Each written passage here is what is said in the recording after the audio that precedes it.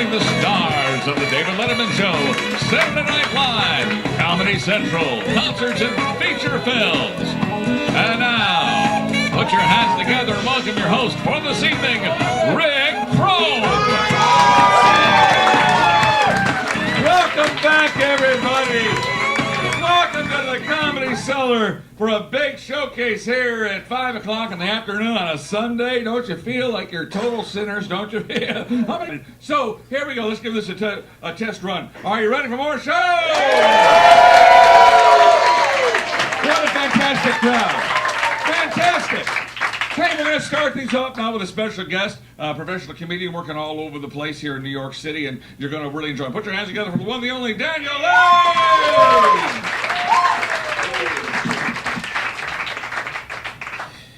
Does it mean does Rick Chrome look like Jerry Sandusky under witness protection? 1-800 Crime-Stoppers, call it. I put that guy in jail, man. Kind of creepy. Speaking of witness protection, this is my impression of an Italian mobster under witness protection who has now become an English teacher. All right. Hey. Hey. I owe you? Sometimes. Why? Thank you very much. It's a vowel joke, man. Come on. Oh, man. My name is Daniel Lay, and I am the hoodest Asian dude that you will ever meet in your entire life. And it's funny, you know, I just came from a Super Bowl win. My Seattle Seahawks just won the Super Bowl, and thank you. All of a sudden, I'm running around, and I'm Richard Sherman everywhere, you know what I'm saying? I'm like the best Asian comedian in the game, you know? It's like, yo, man. But, you know, kids say the damnedest things, don't they? You know, I saw a woman, baby talking the shit out of her kid. You know, she was like, oh, Billy, do you want some juice? Do you want some juice, Billy? Do you want some juice? You want some juice? And the kid looked at her, and he was like, lady, I'm 8 years old. Okay, do you realize that in China, I will be middle management at a sweatshop by now? Don't talk to me like that. I'm the best middle manager in the game, you know? Thank you. Man. I love house sitting, you know, because I'm a better cook at your house, you know? Yeah, because if I'm cooking meth at your house, I'm just more obligated to clean up afterwards, you know? It's just, I like to make good while I'm Breaking Bad, you know? So it's like, just too comfortable at home, you know? What else? I think deeply. You know, and I was thinking that random acts of violence are only random to the victims. Because if I'm running around Toys R Us slapping little kids, that shit was planned. Best kid slapper in the game. Give me your footballs. LOB. Oh, man. I'm Asian, if you didn't figure it out by now, you know. And it's hard being Asian because Asian people, growing up, we only had 3 role models, you know what I'm saying? Like Jet Li, Jackie Chan, and Bruce Lee. Now that's messed up, man. Like 2 Chinese imports and a dead guy. Like, come on, white people, how would you feel if all you had to look up to growing up was like Russell Brand, Russell Crowe, and George W. Bush, right? Like 2 white imports and a brain dead guy, right? And he's brain dead. Trust me, I'm Asian. Like every Asian kid in this country is a certified MD by the time they reach the 8th grade, you know? Why do you think white people adopt so many Asian babies? That shit makes perfect financial sense. No, it does. Just imagine this phone call, right? Be like, hey, yo, Marty, how you doing? This is Bob Davalini here calling from Bain Capital. I wanted to talk to you about your financial future. 3 words, Asian baby adoption. Yeah, well, I had my assistant do the math, and the average salary of a doctor in this country, $150,000 a year, right? You get a little Chinaman to work from 14 till retirement, you're looking to make $7.5 million over the course of their lifetime. And all you gotta do to keep them happy, feed them rice. They love that shit. Hey, Marty, listen, we gotta act, and we gotta act quickly, okay? I got a shipping container full of little Chinese kids coming in on a boat tonight. Can I put you down for 3? It's fucked up, man, because Asian people don't even have negative role models. You know what I'm saying? You ever watch a prison lockup show on television? Ain't no Asian people in prison, right? What gang am I gonna join if I want to go to jail? You know what I'm saying? Okay, maybe the Latinos, but my problem with that is I only speak restaurant Spanish, right? You know, restaurant Spanish get a pretty motherfucker like me in prison? all you can eat tossed enchilada. Eesh. No thank you, vato. I'm not that kind of vegetarian, Holmes. Fuck that, eh? It's crazy. Man. I get mistaken for Mexican a lot, you know? A lot of Wall Street types, they come up to me and they're like, excuse me, sir, ¿dónde está la cocaína? Really? Do I look like I work for a Mexican drug cartel? Shit, maybe I should call them up, you know, to see if they're hiring. Be like, "Brrr, thank you for calling the offices of the Juarez Drug Cartel. Please leave a message as we are out of the office for Cinco de Mayo. Beep. Hello? Juarez Drug Cartel? What's up, my name is Danielito, and I was calling to inquire about a job with your organization. My skills include racketeering, extortion, kidnapping, and Microsoft Excel. Oh yeah, by the way, I have a master's from Harvard. True story, I do. Yeah. All these jokes that you're hearing, $200,000 worth of student loan debt. Yeah. Stay in school and you can make no money like me. You know, it's funny because the whole Richard Sherman thing is like, all of a sudden it seems to be kind of cool to be a thug in like unthuggish situations. Like, for example, I was at a Bed Bath & Beyond and the guy in front of me was like, yeah, I would like to return this duvet cover. Yeah, this shit only got like 200 thread count, man. That's utterly unacceptable. I keeps my shit 500 thread count plus, you know what I mean? Yeah, thank you. I'm the best Bed Bath & Beyond returner in the game, you know? LOP! It's fucking crazy, man. You know, being thugs in unthuggish situations, you know? And the guy in front of me at Taco Bell, same deal. It's like, yeah, let me get like 4 motherfucking chalupas. Really? Motherfucking chalupas. Nice choice of words. I don't know what a motherfucking chalupa is. Sounds fantastic though. You know, probably genetically modified, but that's a whole another lecture, I suppose.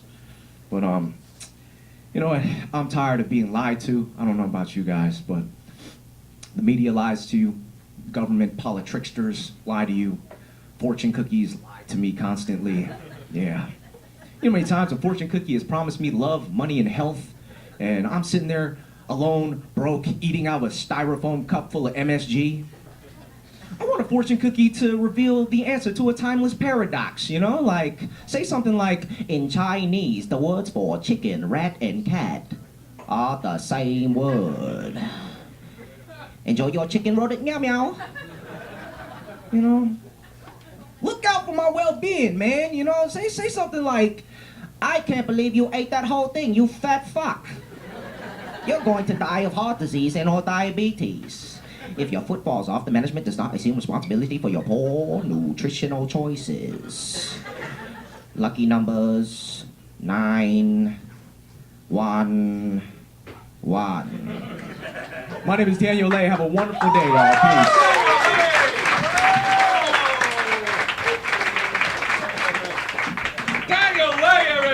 How about that? You guys are in a great mood. Ready for more shows? Here's a very funny lady. Put your hands together for Sydney Holmes, everybody. Hello. How is everyone? Good. I was getting advice from a comedy club owner the other day, and he said to me, you female comedians really love to talk. So I'm just going to see how it works the other way around, so just give me 1 second.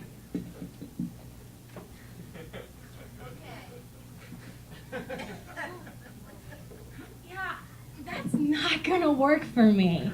That's like going up to a priest and saying, you know that thing with the chanting and the book and the lying that you do? Please stop, because it's really distracting.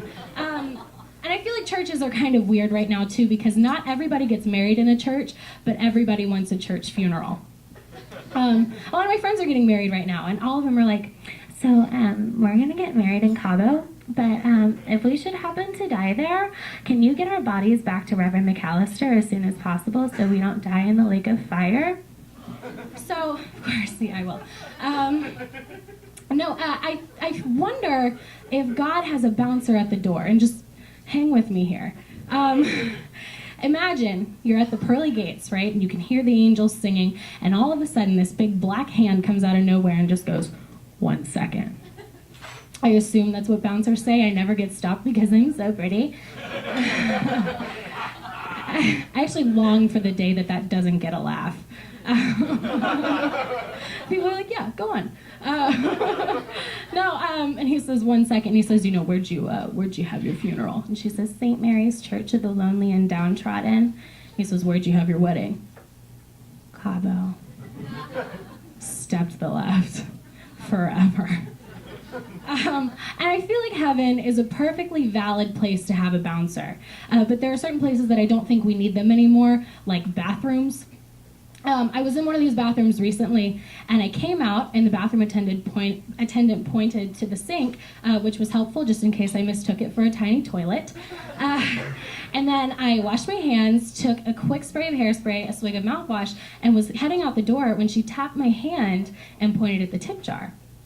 And what I should have said was something along the lines of, oh my gosh, I'm so sorry, let me go get some cash, 1 second, and blown her off like a normal person. But what I did do instead was looked into her beady little eyes and said, you didn't do anything. And to be fair, she didn't. Like, if I am paying you in a bathroom, you need to be washing my hands, drying my hands, and giving me a bump of cocaine on the way out the door.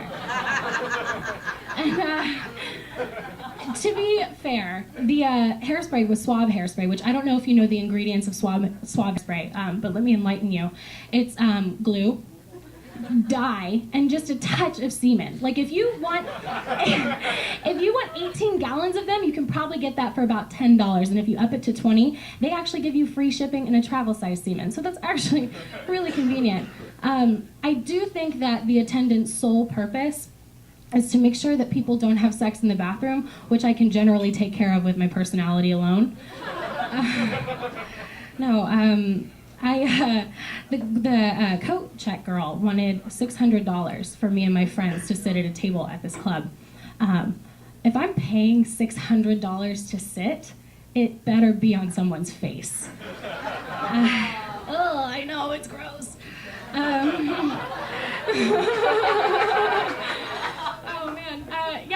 Clubs aren't really my thing.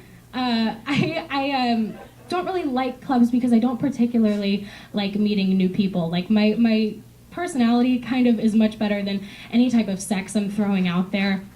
I'm actually a thunderstorm, but that's not the point. The point is I don't like meeting new people because oftentimes when people introduce me, it's, this is Sydney, she's so funny.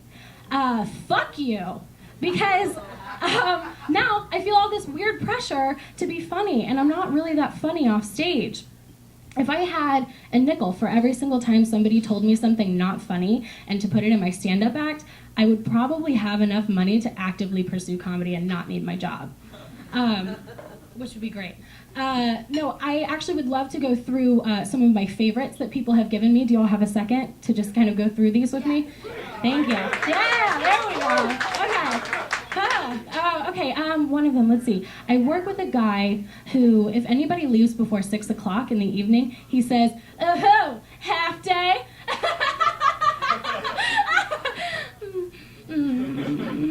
Yeah. And then another one, let's see. Women are so hard to understand.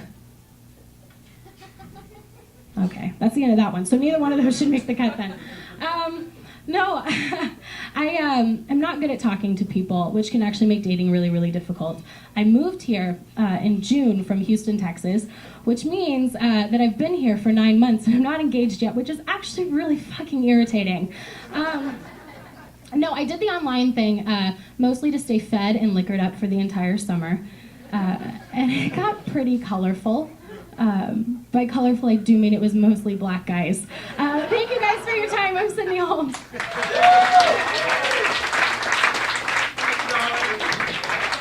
Oh! It's theatrical. Are you ready for our show? Hey, here's a very funny guy from a foreign land who you're really going to enjoy. I've enjoyed working with you. I'm not going to see these guys again much after this class, so I'm sad to introduce you for the final time in this class. But you'll be back, won't you? Of course you will. Sure they will, unless they deport you. Ladies and gentlemen, put your hands together for our good friend, Torsten Calde! Come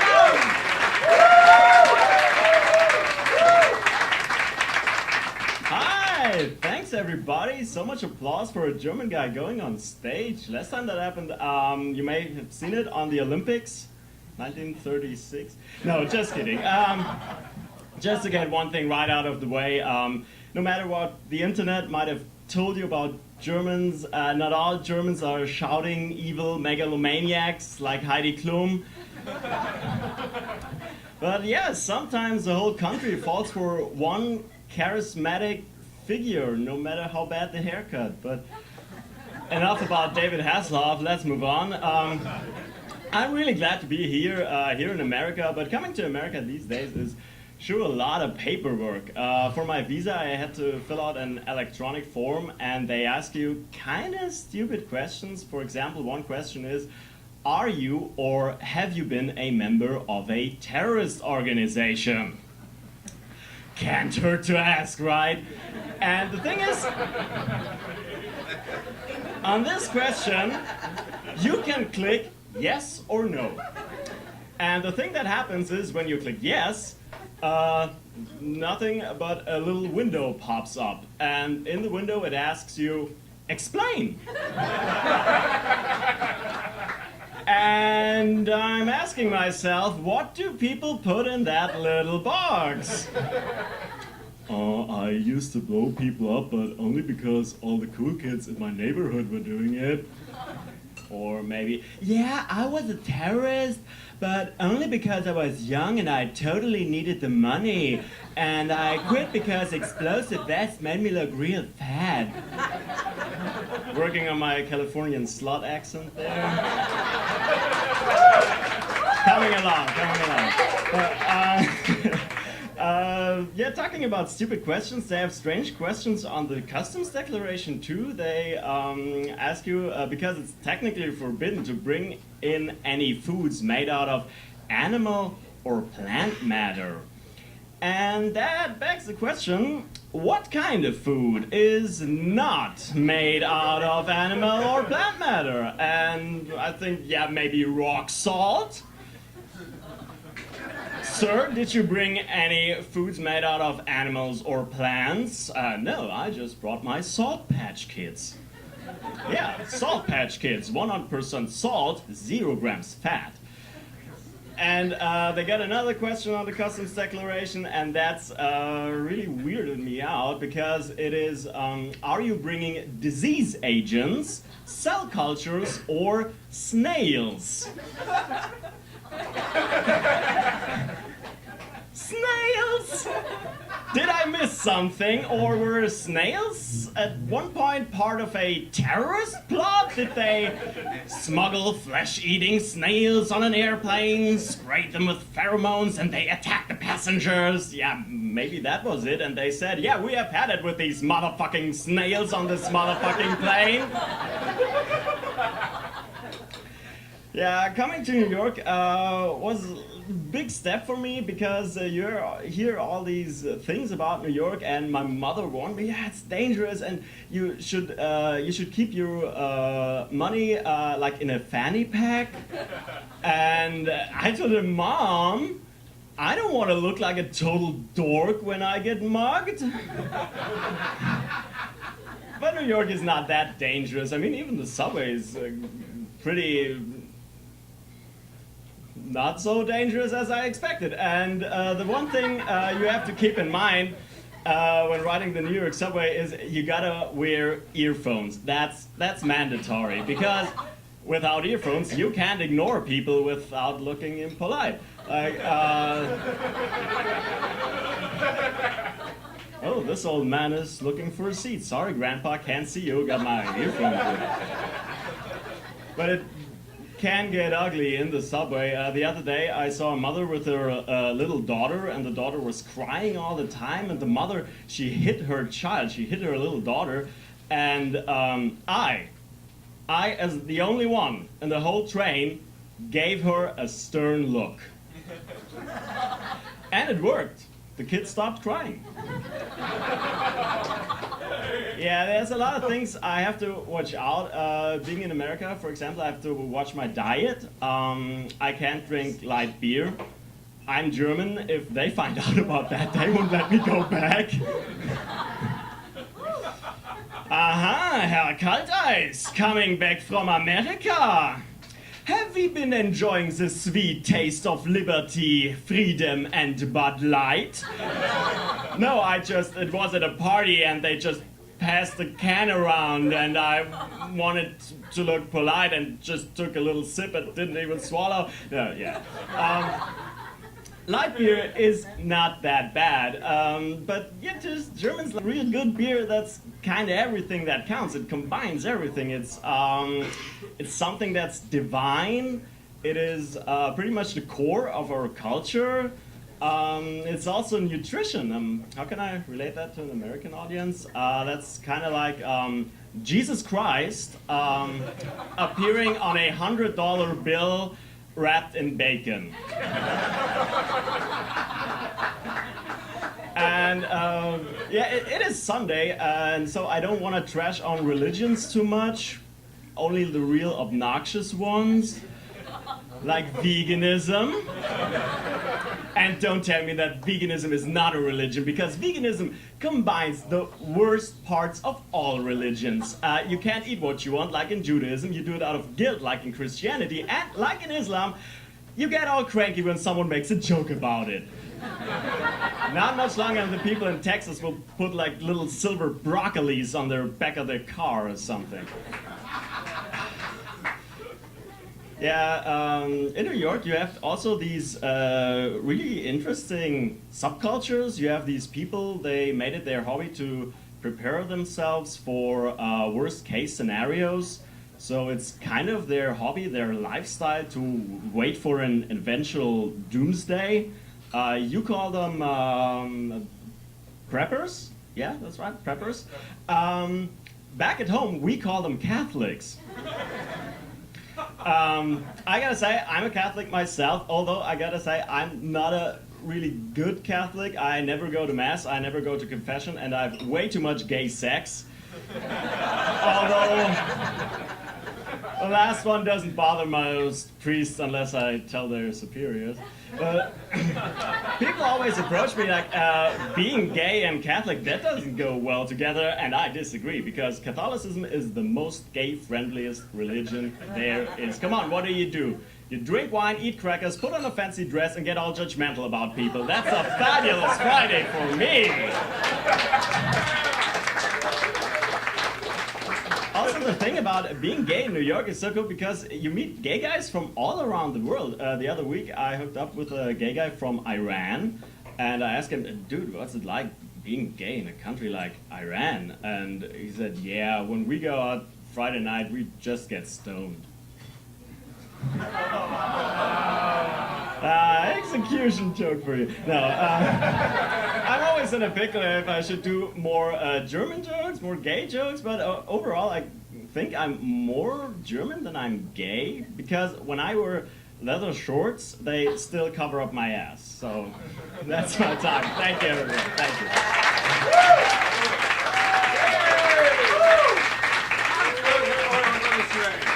Oh, there he is, ladies and gentlemen. Are you ready for more show? Here's a funny young lady. Put your hands together for Hillary Crit. Hillary!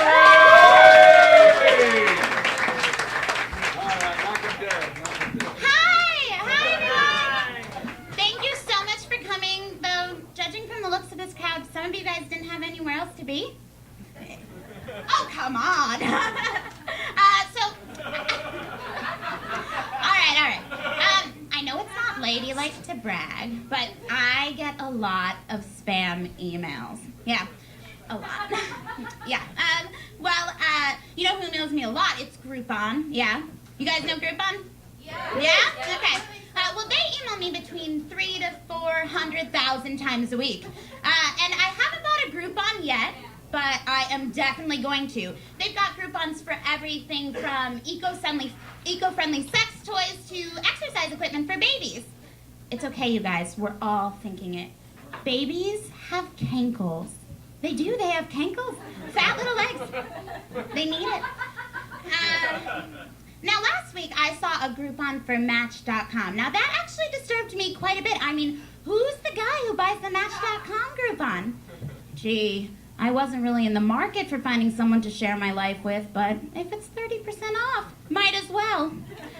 I mean, that's kind of fucked up, right? Like, personally, I'm not willing to date someone unless they can afford to spend $39.99 a month on the off chance that I'll let them take me to drinks at a happy hour in Midtown. Yeah, so this has kind of gotten me thinking, like, there are quite a few things that I would just not feel comfortable buying a Groupon for. I mean, Botox. Fuck if I'm buying a Groupon for that. I mean, you could come out looking like a stroke victim. It was totally worth the girl, hon. Or a tattoo parlor. Yeah, it was supposed to be a portrait of my grandmother, but she kind of came out with a Hitler mustache. Heil Nana.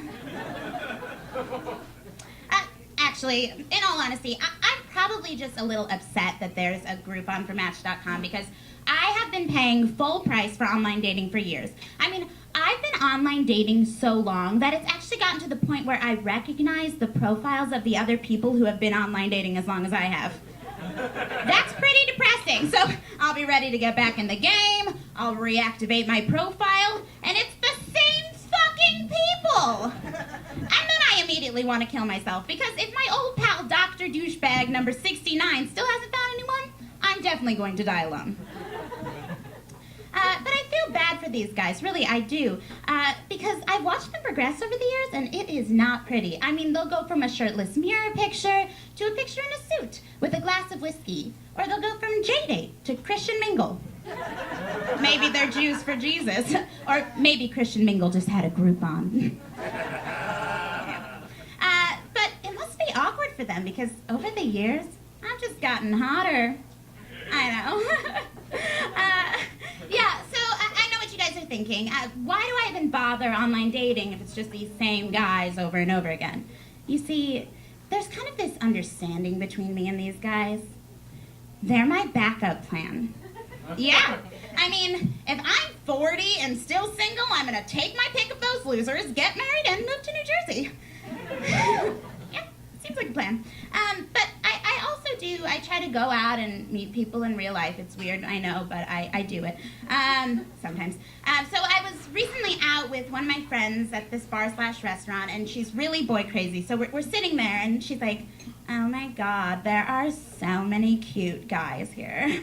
And then she's all like, oh my God, Hill, don't look, but the guy who's sitting at the bar is totally looking at you. Do you think he's cute? Don't look. And so I look, and I'm looking at this guy, and I think, God, he looks really familiar. God, I think I know him from somewhere. And then I have the horrifying realization. It's Dr. Douchebag number 69. And the worst part is he's sitting there in real life, and he knows all of my secrets. I mean, he can totally tell that I photoshopped that topless picture I sent him of myself. In real life, one of my breasts is freakishly larger than the other one. So I did what any normal woman would do in that situation. I stuffed my bra with a dinner roll. Thank you very much. That's my time.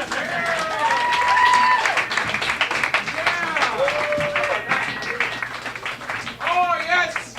Yes, that's Hillary Crit. How about that? Hillary.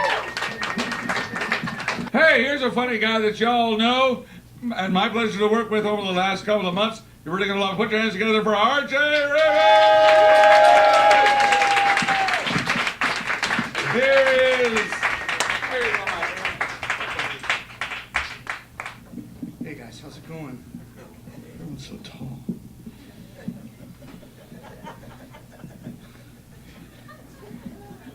How y'all doing? Thanks for coming today. I'm RJ. You know, I'm constantly amazed at how strangely I mishear things. Like the other day I was at a club and I was talking to a guy and we were talking about writing, and he said, you've got to find where you're vulnerable. But I heard you've got to find your boner wall.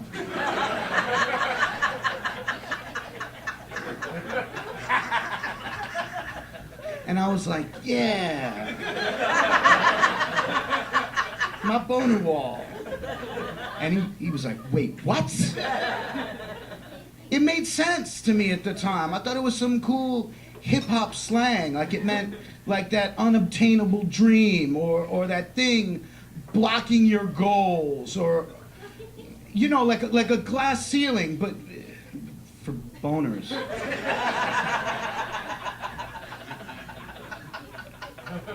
I'm never gonna pull off being like slick or cool in a club. I'm just way too neurotic. My mother did this to me. She's so high strung. When I was a kid, I got in trouble because the kitchen smelled like food. That's true. Like I didn't light a candle and scrape everything into the garbage and twist tie it and immediately take it to the basement or the garage. And I was still eating. No, this is all true. Like I'm not smart enough to write an act and memorize stuff. I just have to tell you what happened. One time I got in trouble because I left the shower wet. I swear that's real. She kept a squeegee in the shower, and I was expected to like turn off the water and stand there like naked and wet and squeegee the walls in her never-ending battle against soap scum. So I'm a neurotic mess. I'm an OCD wasteland, and my wife knows this, and she totally plays into it, and she's kind of sadistic. Like, we'll be at a meal. Like, we were at dinner the other day, and she took a piece of parsley, and she just put it right there, just to see how long I could take it. And I can't take it. Like, immediately, two things happen. Like, I want to reach over and just take it off the face. But then my face starts, like, it goes numb and itches at the same time.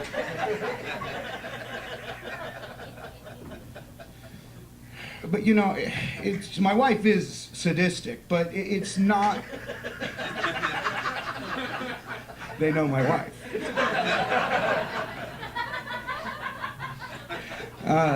But, you know, it's not just her. I do it to myself.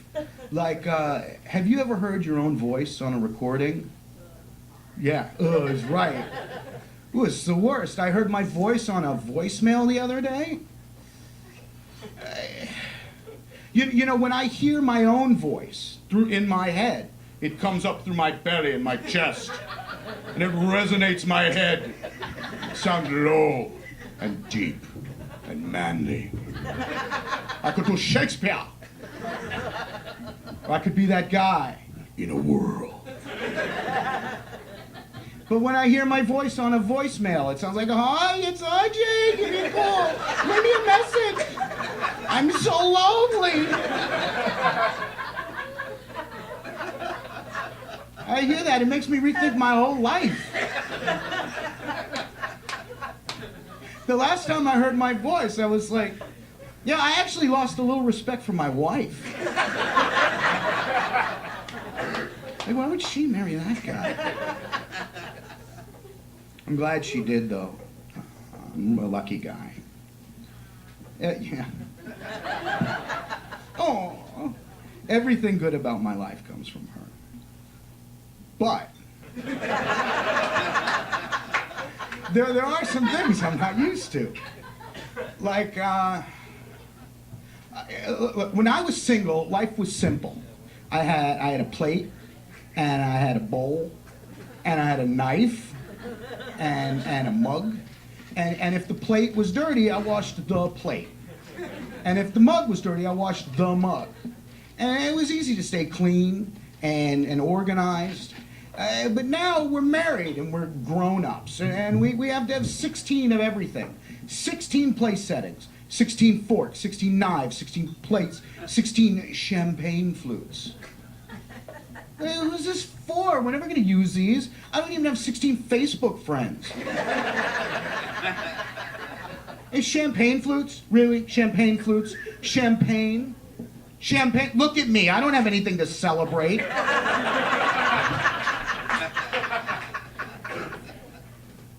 So we got all this stuff, and it's complicating my life. I don't know where anything goes. If I need something, I need to go ask her where it is. And if I want to put something away, I need to go ask her where it goes. And so I'm always bothering her. And it's gotten to the point now where if I go near the kitchen, I can kind of see her like tense up. So I'm not allowed in the kitchen anymore. There's a room in my home I'm not allowed in. And it's the best room.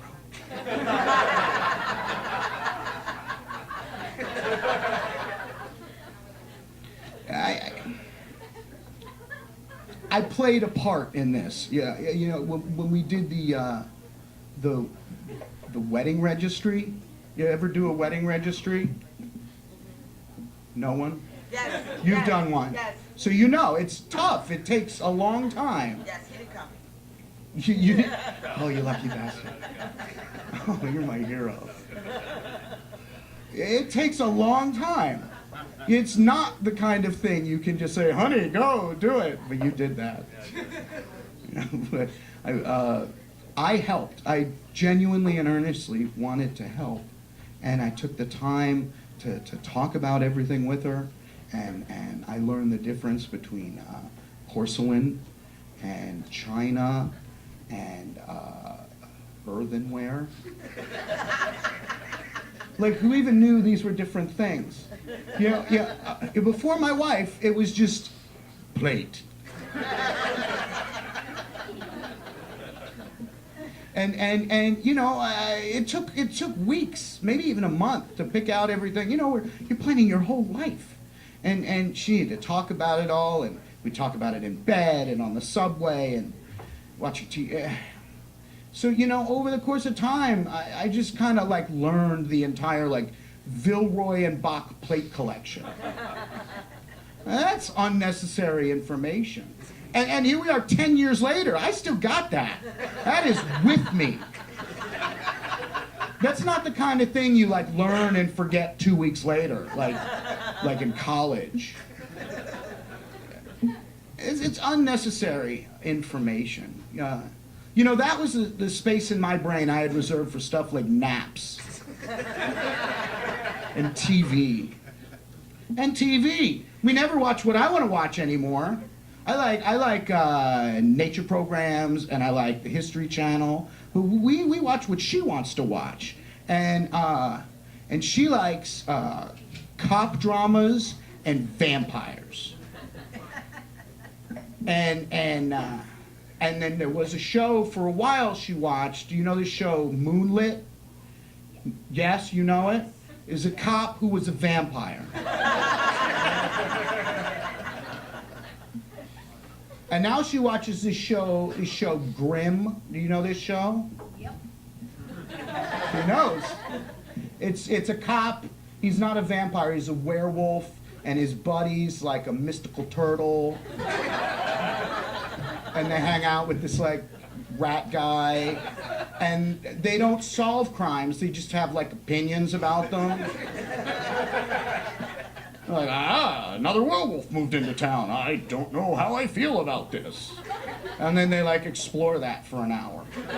And that's the show. Like, when did monsters become such wusses? You know, vampires, monsters, they used to swoop down out of nowhere. And they would chase you for a couple miles. And then when they finally got you, they would rip out your throat.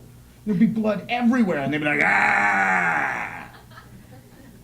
Now you got these Twilight kids. And they just sit around and complain about being grounded. It's not scary. You want to scare me? Put that vampire in my kitchen with a little piece of parsley. Okay, folks, that's my time. Thank you. Great, man. That's great. RJ Raven! Yeah. He's good, right? I said, I think you're very funny. He's like, am I really? I don't know. Yes. I said, hey, but we're going to continue now with another very funny lady. Ready for more show? Here's our old friend, Millie Guzman. All right, enjoy, darling. Thank you. Hi, everybody. How are you? Yeah. Happy Sunday. Yay. All right. I'm gonna tell you guys a little bit about something kind of important to me. I have a severe drinking problem. I'm addicted to soda.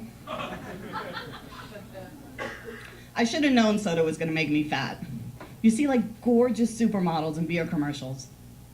In soda commercials, you see polar bears. People love to tell me how bad soda is for me. I mean, I don't care, but they go on and on about it. You know, it's used to clean blood off the road. If you leave like a tooth in it overnight, it'll like strip the enamel right off. But if that's the case, wouldn't that be good for my body? I could use a nice little soda cleanse. It could wash away all the residue left over from like my weekly Twinkie party. Now, if only it could wash away the shame and guilt of eating 5 boxes by myself, then, you know, we'd be onto something. I do realize I need to lose weight, and I do want to lose weight. Number one reason is I'm sick and tired of people thinking I'm pregnant. I'm not pregnant. I'm drinking. I'm not pregnant. It's the outfit. I know I look good, but I feel like I want to lose the weight, but, you know, on the other hand, I kind of like people giving up their seat for the subway out for me. And making it okay to eat for 2 ain't so bad. And I'm not returning all those shower gifts. They're mine. I mean, I registered, they're mine. Nobody else can use them. I feel like I want to sign up for like, you know, something fun, like a Zumba class. Like I tried it once and I really liked it. And I thought about boxing, but then I realized what I really need is somebody who's just like, follow me around and punch me in the face every time I go to eat, you know? And luckily my boyfriend agreed to do it for free. Because he loves me. I think I got fired from a waitressing job for being too fat. I don't know why anybody would want a skinny waitress anyway. A chubby waitress can tell you how everything tastes on the way down. A skinny waitress can only tell you how it tastes on the way up.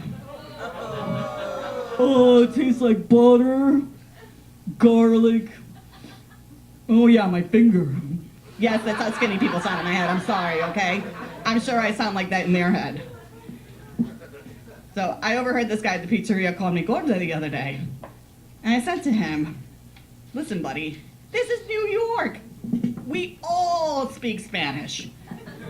To call me fat is very rude and insensitive. So you can take those 3 slices of pizza and shove them right in that box. And then right in my bag. How much do I owe you? So I've been going through a little bit of a depression stage. And I confided in my best friend that I was having thoughts of suicide. So she gave me some advice and she said, please, you're a 40-year-old woman with bad credit, a dead-end relationship, and a closet full of elastic pants. All of a sudden, now you want to kill yourself? Trust me, if you're not dead already, it ain't gonna happen. Now what she said is very harsh, but it worked. I no longer want to kill myself. I no longer fantasize about killing myself. I fantasize about her killing herself. And all the cool people I'm gonna meet at the funeral. Mm-hmm. So some people suggested I should go to therapy. I am not into therapy. I'm not into taking like pills. I like drinking though. I have started binge drinking like I used to when I was in college because I was a lot more fun back then, you know? Although peeing in a parking lot in your 20s is hysterical. Peeing in a parking lot in your 40s, that's a misdemeanor. I went to my high school reunion. Everybody was bugging me to get on Facebook. I'm not on Facebook. They're like, get on Facebook so we can keep in touch. I don't know, you know. If I didn't like you back then, when you had sexy hair, drove a Camaro, and looked like Mickey Rourke, why would I want to friend you now that you're bald driving minivan and look like Mickey Rourke? I'm a little afraid of the internet. Anybody else here? Just me? I don't get why everybody puts everything online. That's forever. It's scary. I mean, like, you know, whatever happened to finding things out on your own? Like, you know, whatever happened to camouflage and binoculars? There was a certain pride and driving past the guy's house every day until you figured out his work schedule. Oh, and then you happen to bump into him like at the, I don't know, train station or the gas station, you know?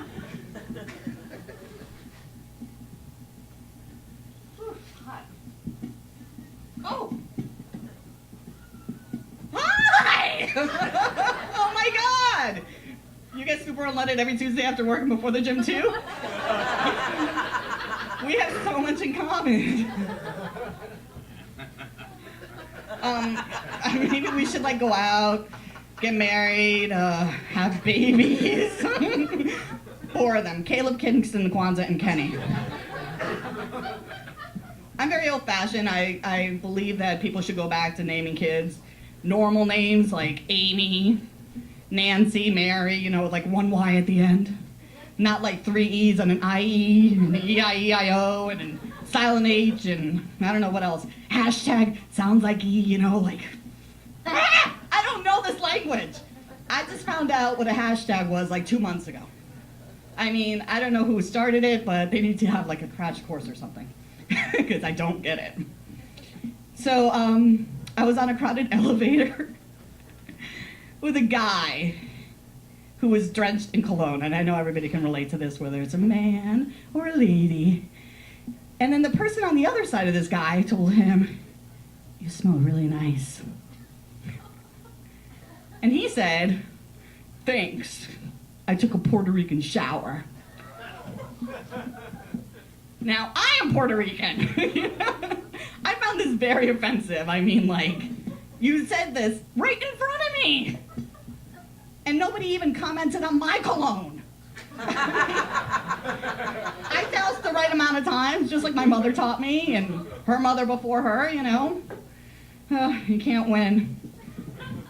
What was really interesting was that this guy didn't speak very good English, and it made me think, like, where is he learning this? I mean, is this how they welcome people into the country now? Like, welcome to America. Did you hear the one about the Puerto Rican? I mean, you know, in his defense, I'm sure he didn't know I was Puerto Rican, or otherwise he wouldn't have said that. And I've had people tell me, "You don't come across as Puerto Rican." To which I always answer, "That's funny, because you don't come across as a racist." But, I mean, maybe I should take out my food stamps, or one of my 20 kids, or, you know, clean their apartment or something. I don't know. I didn't realize I had to have, like, a catchphrase like, when I enter a room, like, "Aye, aye, aye!" Who brought the roaches? So, I am a hoarder. You guys, everybody knows what a hoarder is now, right? I wish I was joking. I'm a hoarder. But I'm not like one of those people that has like 50 dead cats that's stuffed in a shoebox or anything, you know? I live in an apartment, and my building does not allow pets. I like to, you know, hold on to normal things, like everybody, like, just lots of them. Like canned goods and plastic bags and everything cruel anybody has ever said about me. I wish I could say I hold on to, like, good things like money, because my collection of People magazines is not going to buy itself. I mean, I can barely afford to go to the store and buy Fantastic to clean my apartment. I have to settle for No Bueno from the bodega. Somebody, you know, I'm trying to get help. Somebody gave me a book, and the first chapter said, "Throw out anything that you will never read." And that was the end of that. And this is the end of me. Thank you, guys. Have a good night.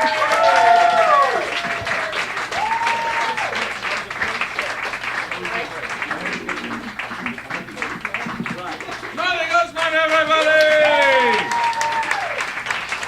And let's keep that going and bring on another very funny guy, Mr. Jose Ocasio! Yeah, baby! Oh, so classy! Thank you, Rick. Give it up for Rick, everybody. All right, how's everybody doing? Good. Before I start, let me tell you what happened to me on my way over here. A young homeless guy stopped me, right? And this is what he said. "Yo, my man, you got $1?" I said, "Listen, if you're gonna ask me for $1, the least you can do is ask me in proper English. Now, did you mean, do I have $1? And he said, "Do you have $1?" I said, "Yes, I do." Then I walked away. Then he stuck his hand out. He said, "Oh, but you're gonna give me $1?" I said, "I just gave you an English lesson." And for that, I charged $2. So I stuck my hand out, he looked at it, then he walked away. Who's the first time here? Who's been here the first time in the Comedy Cellar? For Comedy Cellar virgins here? All right, great.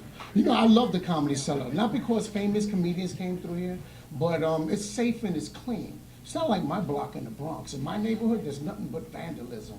There's graffiti all over my place, and you read things like, "I hate you, you suck, you're a bitch, eat me, drop that faggot, you're a loser." I just wish my kids would stop writing this shit all over my walls. And that's what happens when you buy crayons and you forget the coloring books.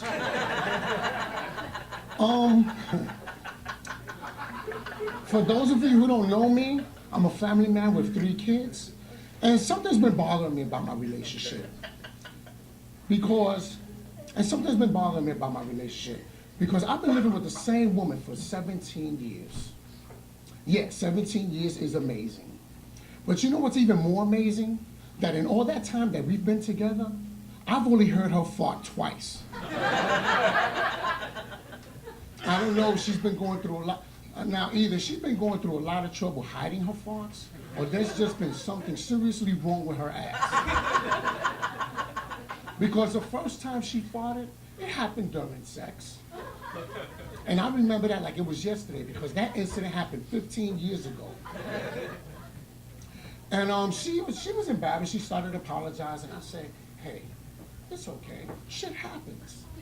The second time she farted, we were at a friend's house in the projects, and I really didn't want to go there. For one, it was 5 degrees outside, and 2, they had no heat in the apartment. But it was New Year's Eve. They had plenty of alcohol, so everything balanced out. Now, I ain't crazy. Shit, just because I don't like the cold doesn't mean I'm going to pass up free liquor. Yeah, that's stupid. Anyway, my wife was a little drunk and excited, and at the stroke of midnight, people, she yelled, "Happy New Year!" Blew on a horn, then farted. Everybody hit the floor. Because when you're living in the projects, you gotta be ready for gunfire. And everybody figured it out after they all hit the floor. And when they looked up, they saw her standing there. They saw, and when they finally figured it out after they all hit the floor. And when they looked up, she was the only one standing with smoke coming out her ass. Okay, I exaggerated that shit a little bit. I'm sorry. But there was a cloudy substance behind it. I didn't know if it came from a cigarette or from my ass. But I was just confused at the time. Anyway, oh shit, man. What else fucking happened? I hate when I get cloudy like this. What the fuck was I about to say? All right, you know what? I'm gonna have to go into my little cheat sheet. All right. All right, go into the cheat sheet. Because my fucking brain is not as good as it used to be. Anyway, my brain was a little drunk and okay, things were really bad. Things were really bad. Because there was a small child on the floor who couldn't breathe. And it wasn't because, you know, the fart gave him an asthma attack. But it was because my 16-year-old fat daughter fell on top of her. Well, she's not really that fat. You know, she's just stocky and strong. She could pull a car with her teeth. So after everybody recovered and they got up, you know, some guy in the back said, "Damn, I didn't know so much noise can come from such a small person." I said, "Hey, look at the bright side. At least it's finally warm in here." So when the music was playing, and I got back to my wife to ask her if she was all right. And then she said, "Yeah, I'm just sorry I farted like that." I said, "That's okay, sweetheart. You know, you can't help who you are, you gassy, bean-eating Puerto Rican." Anyway, to make a long story short, we all made it home safely after the party. And my wife and I, we were in bed. You know, we were laughing about the night. And then, you know, I was feeling pretty good. I asked her, I said, "Listen, you want to do it?" And she got really excited because most of the time when she wants to have sex, I'm the one with the headache. That's right, men get headaches too. So I was doing my thing, getting my groove on, and 3 minutes into it, I screamed, "Oh shit," and I jumped out of bed. And my wife said, "What happened?" I said, "I got a fucking cramp in my leg." And I'm hopping around the room holding my leg like I just got shot. And then after 10 minutes, I asked my wife, I said, "Can we do this another time?" And she said, "That's okay, sweetheart. You can't help who you are. You out-of-shape, bald-headed Puerto Rican." So after that, we just pulled each other's finger, farted, and went to sleep.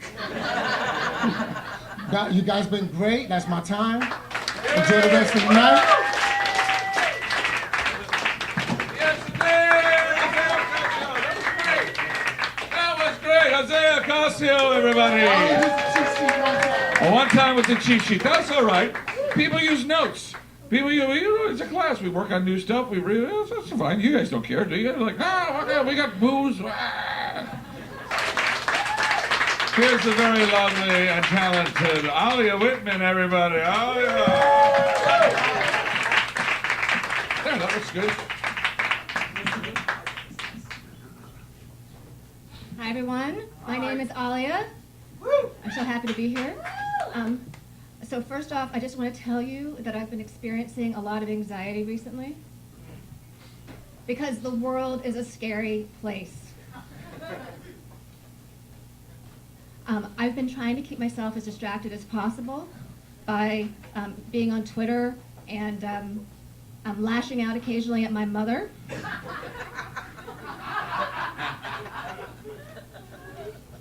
How was your week at work, honey?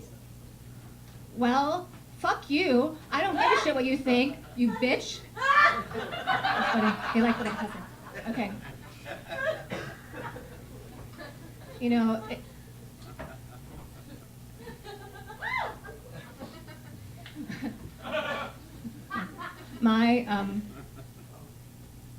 so I have to say, everybody really loves my mother, which makes me just want to strangle her. Because my classmates. Because my mother is cheerful all of the time. And it's not because she's happy. It's because she is separated from reality. My mother would remain cheerful even as I strangled her. She would be like, "Oh, honey, this is the closest we've ever been." Thank you. My first backup. So, I don't want to feel badly about it, but I really just wish my mother would embrace that the world sometimes is a dark, twisted, messy place. So basically, I wish that my mother was Louis C.K. So I've got to tell you, I kind of have a crush on Louis C.K. And so a little lesson for all you men out there. It doesn't matter if you're fat and balding, as long as you're funny and confident and have $9 million.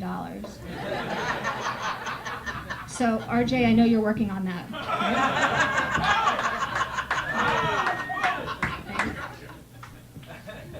No, but really, I like that Louis C.K. is fat and balding because he represents something real to me. It's like everybody is trying to hide who they really are. They're trying to cover up all the mess. It's like we're all trying to hide our real lives, even from ourselves.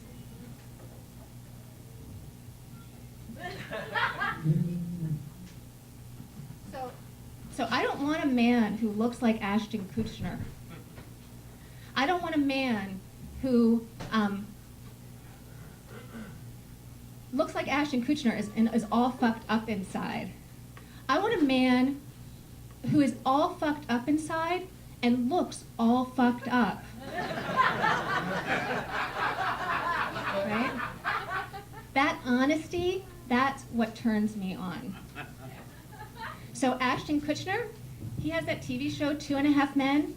Who gives a fuck? Louis did an entire episode where he was watching a bum die in front of him. Now that is what I think is attractive.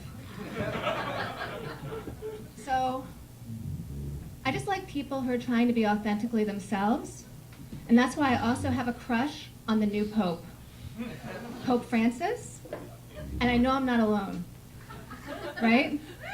Yeah, I know, Pope Francis. So he is the cool Pope. He's like the rock star Pope. He's like the Fonzie of popes, right? I could just see him in his leather jacket working on the Pope mobile, right? But just imagine he's lifting his collar and the new Pope saying, "Hey," but he's Argentine, so it's more like, "Ay," right? I don't know if I have the accent right. So that Pope, he's just badass. And he keeps issuing these badass decrees. Like, he said that it's okay for nursing women to breastfeed in the Sistine Chapel, right? He said that nobody should judge gay people, which is totally right on. And then it was that edict where he said that every Tuesday night is ladies' night, right? No cover and half-price drinks, right? Remember that one? That is a good Pope. And then the best decree that he made was that premarital sex is just fine, as long as it's just oral, right? Is that what he said? People know? That's my Pope. So. Also, did you know that the new Pope, that he used to be a bouncer for bars in Argentina? This is totally true, right? Now, it must be scary to have a priest as your bouncer. Because if you mess up, he doesn't just kick you out, you get excommunicated. What? You mean I have to leave the bar and go to another place now? No, sorry, you have to go to hell. Next time, think twice before you cut in front of somebody in line. Okay, so that Pope, he's really hot. And I love him. He could take my confession any time. But I really don't have a lot to confess, except a little bit of hostility towards my parents and the occasional sex dream about Louis C.K. Well, I had, I think, one sex dream about Louis C.K., and it wasn't even really a sex dream, I don't think. He and I were in bed together, cuddling, kind of spooning, fully dressed. We were wearing flannel. It was very warm, it was nice. I liked it a lot. I don't think we actually had sex, but I've thought about it, and if we did, I'm totally fine with it. So I don't remember a lot of the details about the dream, but there's one thing I do remember. Louis had huge hands. Like, they were like the biggest, whitest, most freckled hands ever. And they turned me on so much because I knew exactly what those big hands would be perfect for. Strangling my mother. Thanks so much.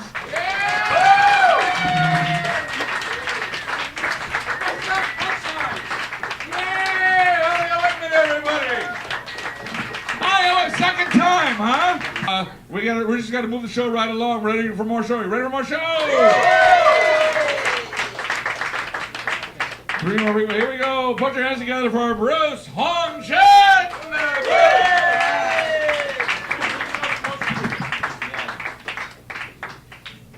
You guys must be thinking, what is a giant Twinkie doing on stage?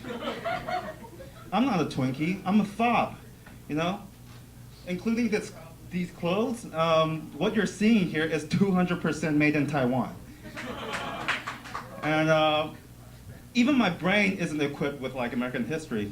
When I first got here, I didn't know the difference between the people of color and the colored people.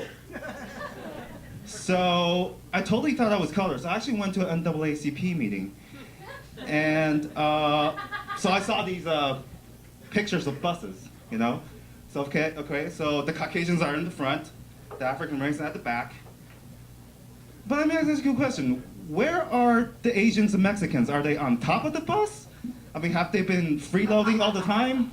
I don't know.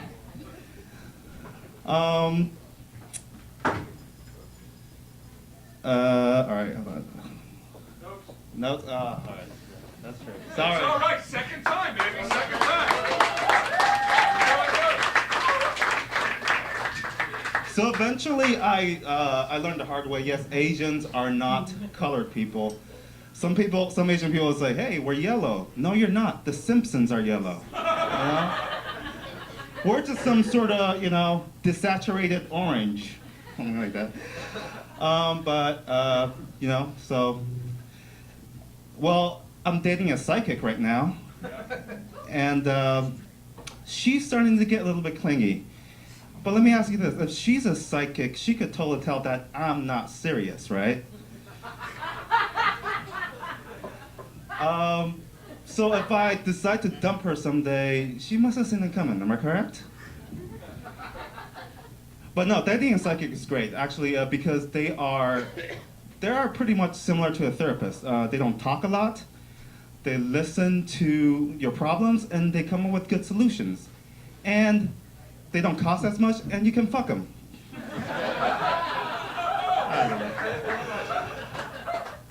Yeah, no, but it's pretty tricky, because, I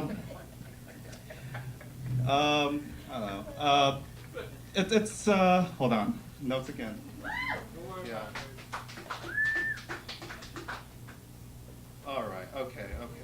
I don't know if I'm gonna say that. All right, fine, I'll just skip them after. There are things I don't want her to see, especially during sex. I don't want her to see a checkbox right to my yellow face that says, "White girl, check." I know, I have a fetish for white girls, I'm sorry.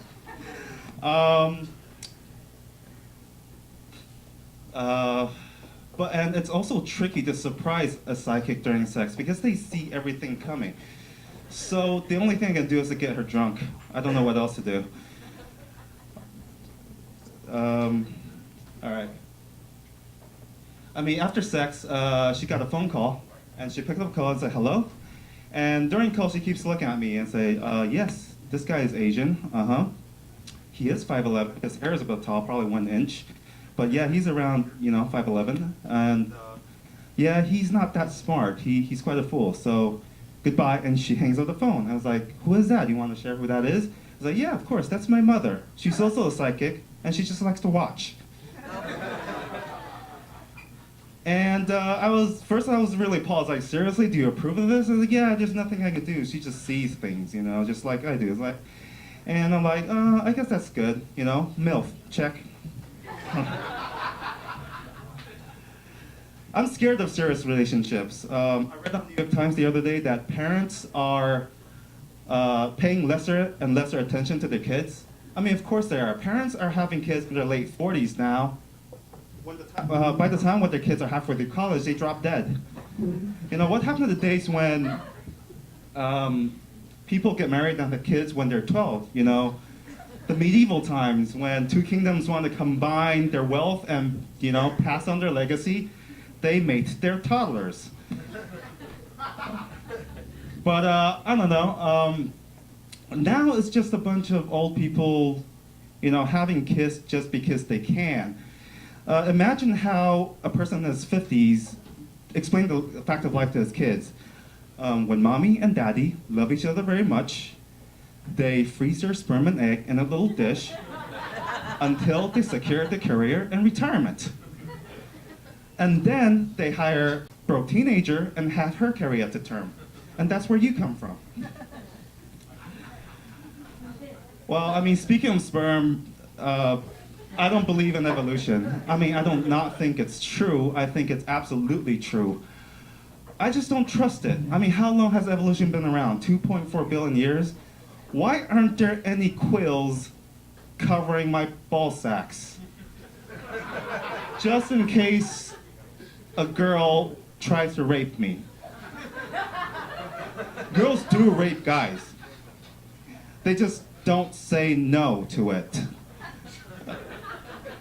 They don't say no, but they subconsciously they think it, and it sounds something like this. No, all right. And that's what my psychic girlfriend told me what I sounded like when we first met.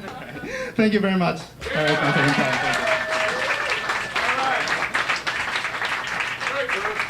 Bruce 110, everybody. All right, we're going to keep it going now for another very funny guy. Put your hands together for AJ Casson, everybody. AJ!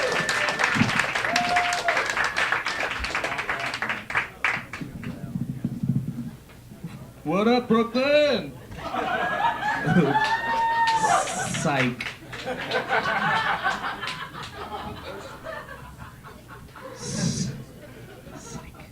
So one time my grandfather drugged me. He took me to his elderly bachelor pad in beautiful Sarasota, Florida. I don't know if you know it. You know it. And you know that it's the kind of place where you walk down the shore and you see a beached whale and you go, it's okay. It was his time. And you do know it. So I walk in and he offers me this muffin and it's weird and it's half eaten. And then he gives it to me and it's just like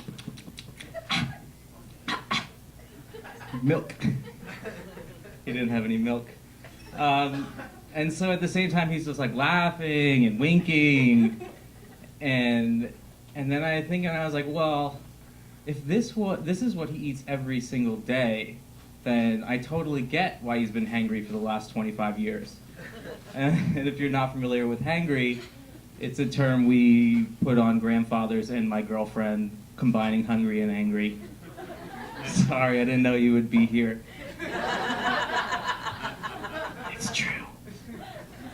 So suddenly I feel weird and I'm hula hooping. And I'm like, oh, I'm hula hooping. Where did this hula hoop come from? Did I forget to do my taxes this year? Where's that third? Stop holding the base of it. Oh, sorry. Comedy mistake. All right, we're gonna continue hula hooping. And I'm like, this is weird. Am I tripping? Yes. Am I freaking out a little bit? Yes. I look over my grandfather, and he looks at me and goes, are you okay?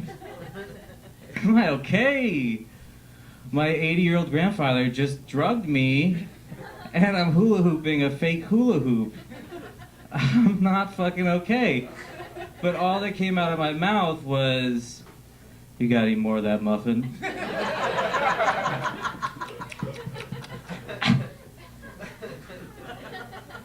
So my grandfather's kind of like a hippy-dippy grandfather. A hippy-dippy grandfather. And he has these, he subscribes to Zen Buddhism. And the first thing he says to me is, if a tree falls in the forest, does it make a sound? And I say, yes. It goes, I realize I do this thing, as in you don't know what a tree falling looks like. But then I think, well, what does the animal kingdom do when we're not looking? And I say, well, are they really just involved in some sick reality TV show? The life and times of the dung beetle, also known as Dung Dynasty. I will say, if there were Animal Kingdom auditions, the dung beetle would really get the shit end of the stick. Dad joke. Okay. Okay. So that he has this really strange opinion on reincarnation as well. He says that when we die, our our souls go up to heaven, and we're reborn, and we pick our parents, as the Buddhists say, at the mom and pop shop, and we descend back upon Earth, and we try to find our level of Zen. And apparently his soul has been existing for the last 3,000 years. And 3,000 years is really long. You might want to throw in the towel, Grandpa. In 3,000 years, I feel like I would be able to cure cancer, AIDS, and replace the packaging that scissors come in that you need scissors to open. Flawed logic. So it's luckily time to depart the table and go to the beautiful Sarasota Jazz and Blues Festival, which is really strange even if you don't feel like Jerry Garcia and Jimi Hendrix's illegitimate child. And these people at this place are just these backwoods hillbillies that you only think existed in Deliverance. Deliverance joke. I literally repeat all the jokes. And it's these people that, you know, seek medical attention in a barn with sheep, and they call it the laboratory. Dad joke. Oh, God. So we're sitting in the laboratory. So I'm standing here, like, drugs pumping, like, still very wildly, and I say, well, where does Grandpa get these drugs? And soon after, I see him in the distance, and he's hugging people, high fives, giving candy to babies. This is not right. Grandpa hates everyone. He hates his own family. He even hates Oprah. Oprah joke. And so I look and I was like, well, Grandpa lives alone. He has unlimited cash flow. He writes a successful children's book. My grandpa is the drug dealer. I don't know how many of you have found out that your grandfather is a drug dealer, but the first reaction is, what? And then the second reaction is, nice. But then I just pictured him in all these weird scenarios, like he's going through, getting on a plane, and TSA finds a brick of cocaine. Is it a brick of cocaine? Okay. Drug joke. And they say, sir, what is this? He says, son, I have 2 fake hips and a pacemaker. Give me my fucking drugs back. And so they do. And then DEA raids his apartment, finding pounds and pounds of weed, and he says, son, I'm about to die from natural causes. Give me my fucking drugs back. And then finally he gets caught, and he's in a court of law, and the lawyer goes to the judge and says, this is pretty clear. My client is so old that when Taft ran for president, he voted for the other guy. Give him his fucking drugs back. And then the judge says, bailiff, give this man his fucking drugs back. Thanks, guys. That's my time. There you go. Perfect. All right, that's AJ Casson, everybody. And one more person for you. Yes, you've been waiting for, and then we're out of here. Here's a very funny gal. Here's Louisa Rosario.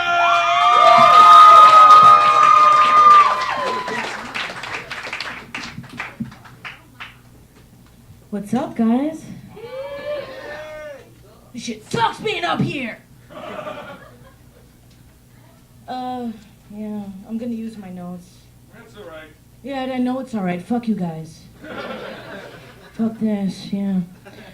So I like sex. I know you guys do too. I just don't like other people having sex.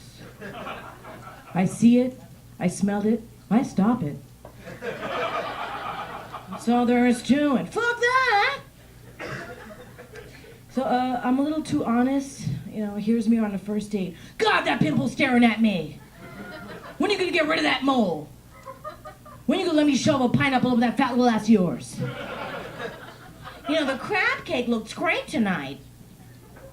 Yeah. That's what I thought would happen. All right. Yeah. I hate Instagram. A bevy of tramps. All of a sudden, everybody is a fucking porn star. Oh, I don't feel so good. Who's gonna bring me soup? Fuck you! I'm shoveling coal outside. I can't compete with this. Get a fucking job, tramp. Oh, jeez. Oh my, you like that, do you? He's my favorite guy. That's my guy. Yeah. Because of porn, I gotta pretend I like to do stuff I don't like to do. The stuff bitches get paid to do. More cum. Right in my mouth. More. Oh, I'm starving. I haven't eaten in 2 weeks. Get it in my hole. Oh, none of you have done that? This chick's done that. Right in there. It's a job, I tell ya. What a fucking shit job. Jesus Christ. Yeah, it's disgusting. Cream of bleach. Put it on my salad. All right. So I went to a friend's wedding. Yeah. I didn't say anything. But I like the way you look. I'm looking at you. I want to lick you.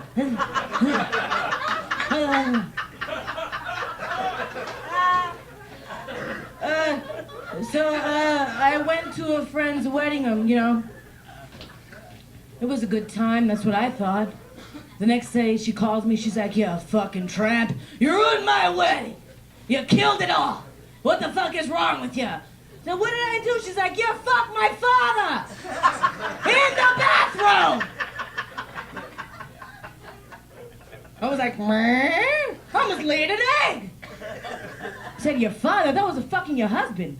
I thought I was saving you. It's a sham, baby. Marriage is a fucking sham. You know it is. Fuck you if you don't laugh. Fuck you, it's a fucking sham. I'm gonna fucking cheat on you. You're gonna stand there 20 fucking years and waste your life away. Oh, I'm glad I got that out. Oh, what a shithole. Oh, my life sucks. Oh, I can't wait till I'm an old lady. Yeah, so I can make children do things that I don't want to do. Say, children, my feet are cold. You want to get me some socks? Say, oh, my back hurts. You want to get the groceries? Let me teach you how to lance a boil. Let's lance a boil tonight. That's a fucking great joke. Fuck you guys.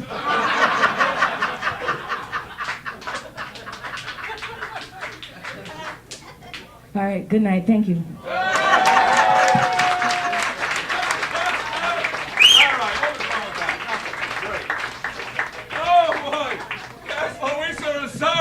Everybody, a funny gal.